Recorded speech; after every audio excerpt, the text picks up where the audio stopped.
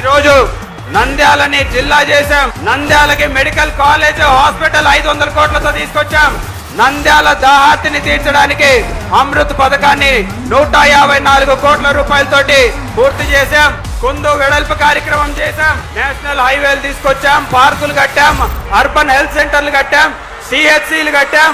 గ్రామ సచివాలయాలు, రైతు భరోసా కేంద్రాలు, పేదలందరికీ ఇళ్ల పట్టాలు, అపార్ట్మెంట్లు, సొంత స్థలంలో కట్టాలనుకున్న వాళ్ళకందరికీ హౌసింగ్ లోన్లు, మిర్చి యార్డ్, రైతు పంటలకు అందరికి కూడా గిట్టుబాటు ధరలు. వర్షాలు లేకపోయినా సరే పంటలు ఎండిపోకుండా 2 కార్లు పంటలు పండించిన ఘనత ఈ రోజు జగన్మోహన్ రెడ్డి గారి ప్రభుత్వం అని చెప్పేసి చాలా గర్వపడుతున్నా అన్న.